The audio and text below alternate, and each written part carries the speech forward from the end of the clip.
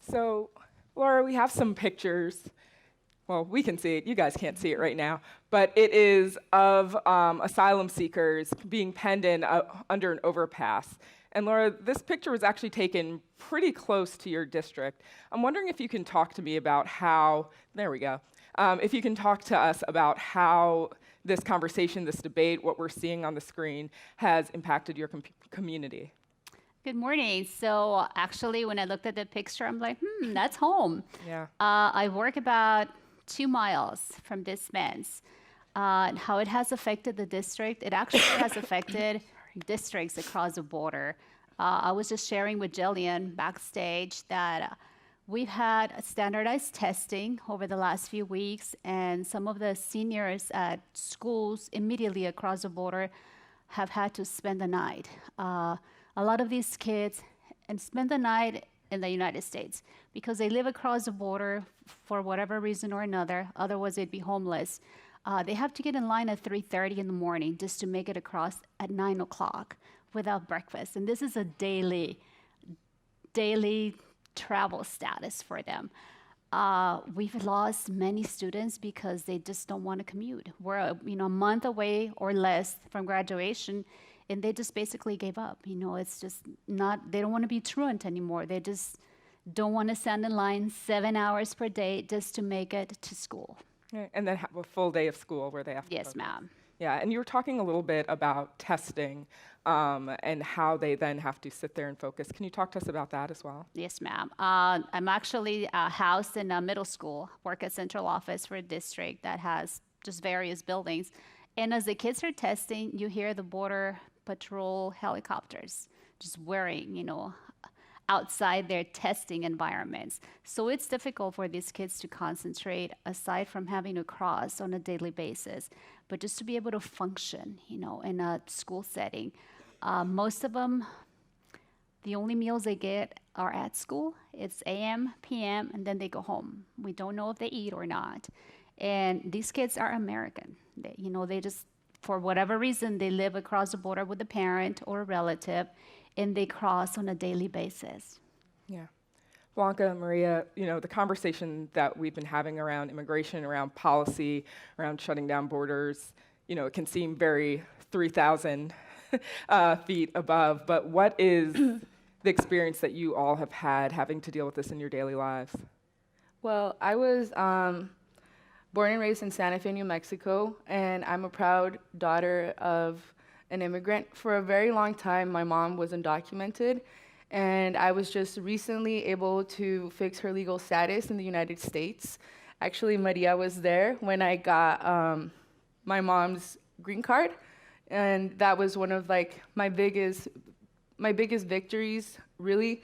So my family's composed of 4 women, including myself, 2 younger sisters, and my mom. My mom was undocumented for a very long time, and I remember when Trump got elected, I was, I think, in my sophomore year of college. And I was very close to turning 21, and that's the age you have to be to legally ask for your parents in the United States, basically begging for their humanity. And at that point in time, I felt my whole world crushing down. I had to focus in school, but also focus on different possibilities of whether what I had been waiting on for so long, was that even going to be feasible? Was that still going to be a possibility? Because I did not know how this man was going to influence policy. So it was a very, very scary moment in my lifetime. I was very thankful that the Santa Fe Dreamers Project was able to help me fix my mom's status in the United States, but for a very long time, my life was inflicted by so much fear of not having my mother next to me, and how my life would have been impacted if she would have not been. Because she's the sole provider of our family, and my dad is absent, so many things go across your mind when this is just such a direct part of your life, and you're expected to perform, you're expected to succeed. But in what ways, when you're living a life that many people are not, like you're going through things that many kids do not have to experience? How am I expected to succeed? How am I expected to be this outlier? How am I expected to go forward when I'm inflicted by so much fear? Yeah. Maria, did a lot of that kind of ring true for you? Yeah. Yeah. In my case, it's different. I haven't had my mother for more than 12 years. She left when I was 11 to Mexico. I stayed here because I wanted to go to school. I wanted to continue my education. As an 11-year-old, I thought if I go to Mexico, I can't get the education that the U.S. offers. So since 5th grade, I've been struggling with education. Till this day, I am very grateful with Santa Fe Dreamers Project because I have a great job. I've accomplished so much with my boss's support, obviously, but being separated from my mom had a huge impact. I mean, an 11-year-old, what can I do to even be able to graduate, which I was successful. I am the first one in my family to graduate from high school. I was the first one to attend college. So I've had a lot of struggles in life by trying to figure out how to pay for college or how to even set the example for my older siblings, my younger siblings. This immigration topic I work in immigration every day. I see horrible stories, and being able to be where I am it's amazing because the reason I stayed here was for my education, and I'm very proud of myself. Yeah. Blanca, Maria, I'm wondering, as we're here thinking about educators and school districts and policymakers who are trying to find ways to support families like yours, what are things that you wish you had had in school or that administrators had known to be able to help you? Blanca, I want to start with you. I feel that, like my high school was actually very supportive, but that's because like majority of the population is composed of like immigrants or Hispanic minorities. But I feel that I felt the impact more when I went off to college. I left Santa Fe and I went to school in Richmond, Indiana, and I recently just graduated. I actually just got my bachelor's this Saturday. So thank you. I wish individuals understood that this is not an isolated issue. Immigration is not an isolated issue. It impacts so many parts of people's lives. It not only affects you emotionally, but academically, socioeconomically. It is something that transcends. So when people just say it's about immigration, it isn't. It isn't about immigration. It affects mental health, how it said, like it encourages poverty cycles to be repeated. And I wish if like from my educators, like it was really, really hard to focus on getting my bachelor's and then worrying about being so far away from home and thinking like, could my mom be deported, or what would happen if my mom were to be deported? I would have to halt my education and make sure that my sisters are getting theirs and to become a provider for them. So I wish individuals understood, administration, like school administrations understood that it's not an isolated issue. It's something that transcends many parts of like various institutions. And if we can acknowledge that, and we can acknowledge how these children are being pulled in more than one direction and are being forced to grow up in such an abrupt way, we can really make a change. So I just wish we were all more conscious about how we interact with one another and how we interact with these kids, and the expectations we have for them, we should also have for ourselves, and how we treat them, and just seriously, just how we interact and how we move forward. We need to be mindful of their reality, and we need to make curriculum that speaks to them, and figure out ways to make school more inclusive, to make them feel like they belong, because there were so many times where I didn't feel like I belonged, that I wanted to call it quits and go home, and it was very, very hard. The only motivation I had within me was making my mom proud, being able to fix her status in the United States, and just being mindful of the reality that is like intersectional. It's intersectional. It's not single-handedly one thing. It's not just immigration. It's immigration, socioeconomic, mental, everything. So that's what I would advise people to look into when interacting with children that are going through such things. Yeah. Maria? I think for me, it would be, I would have liked to have a parent in the first place. This is a support. But in the school system, I think I felt left out because myself, I have DACA. So that's the only thing that I'm holding on to. And DACA is a very hard topic in immigration. And I didn't have DACA until I turned 17. And that was my senior year of high school. I was struggling to find the way how to pay for it, the way how to pay for my senior year. So I think in the school system, it would have helped that I would have had guidance of what to do, who to talk to, where to find a lawyer. I mean, I met a lawyer, which she's now my boss. Funny, yeah. She did a class presentation in my AVID classroom, and she explained how DACA worked, how I would qualify, and I reached out to her. And I was like, I don't have my parents, I'm 17, do I qualify? She's like, yes, let's get you that DACA.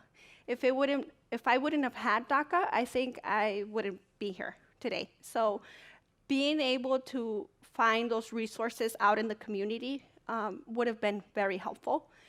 That resource came to me. I didn't know about it until she showed up in my classroom.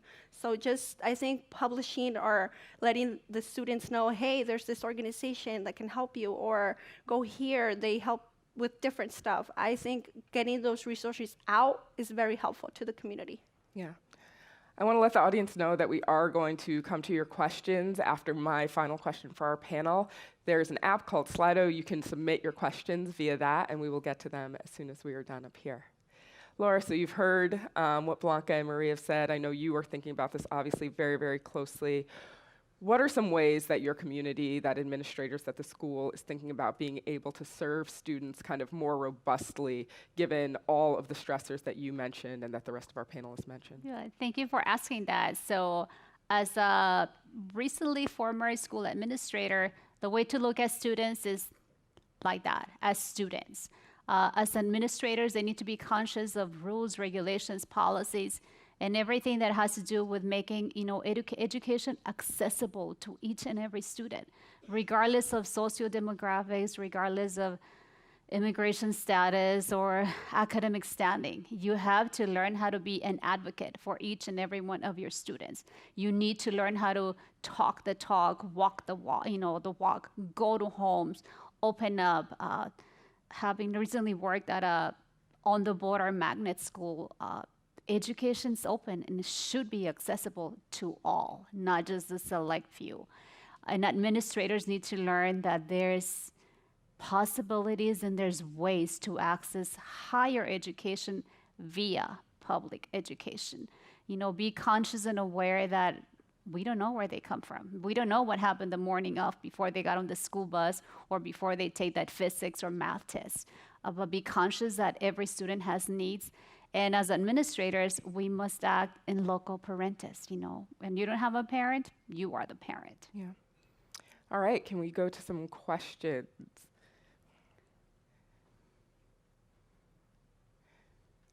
I think our screen isn't working, so I'm going to ask you guys to just raise your hands if you have a question. Oh, there we go. What do people not from border states overlook when thinking about how to serve immigrant students? Blanca, you want to take that? What they overlook? I feel that they overlook that not everybody is comfortable reaching out. Like Maria and I are fairly outgoing, fairly outspoken. So when you're working with children in bordering states, you need to know that so much of their life is inflicted by fear and no trust, like not having trust in the system, because the system's not meant to work for you, is not meant to support you. So how are you going to feel comfortable reaching out? So I feel like when individuals are like something that they often overlook, it's like, oh, why didn't they reach out? Why aren't they talking? Why aren't they like communicating? Why didn't they tell us that this is happening? Why are they going to do it if they don't feel that they have a support system? And I feel that for me, like I had to fight for my opportunities. I really had to claw at them and be like, I want this. I really, really want this.